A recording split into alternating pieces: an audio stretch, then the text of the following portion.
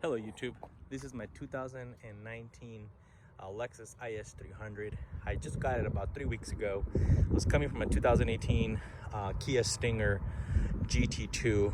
Beautiful car, but I needed to trade my motorcycle that was just collecting dust, and long story short, I ended up getting this beautiful car.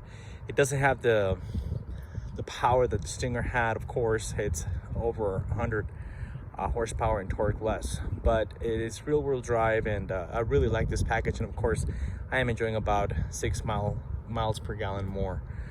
So the main reason why I'm doing this video is because, with the Kia, there was an issue with the rear hatch that I was able to identify and fix, and on my channel there's a lot of people that were able to fix their problem.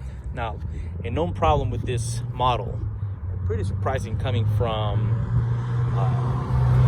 Lexus themselves, is the fact that the the driver's side mirror actually picks up a pretty loud whistling with the wind. I've done some research. I'm real picky about the car sounding right, and of course a brand new car. It's a Lexus, it's a $44,000 car. So I took it to the dealer already. Somebody asked me on YouTube because I was asking for help. I took it to the dealer, and what they told me at the dealer just a few days ago was that this protective film, that this was not placed correctly, that was supposedly the reason why it was causing the whistle between 40 to about 75 miles per hour. And then after that, it kind of went away, I guess, up to a point where it no longer created a vortex and it wasn't creating that whistle. Now, comparing it with the passenger side, that protective film is in the exact same location. There's no difference. I looked at all the possible scenarios. Somebody on YouTube even said that perhaps it had something to do with the brakes. It has nothing to do with the brakes. Basically, what I did find was that somebody posted that they had used these plastic bumpers that I purchased at Walmart for less than $3, and someone on YouTube had posted some of the bumpers being used on the top, some of them being used at the bottom. I originally thought that the problem was with this right here, and so I thought that perhaps that was the reason why it was creating that whistle, kind of like when you put your lips together and you make a whistling sound. So that's originally what I thought it was. So when the car was driving, I was moving it around and I was able to see that it would go away. That did not fix the problem. What I did, I used tape all around here and then tape on the top. I thought, okay, well, if that's what's creating the whistle, then the tape's gonna take care of it. That was not the case.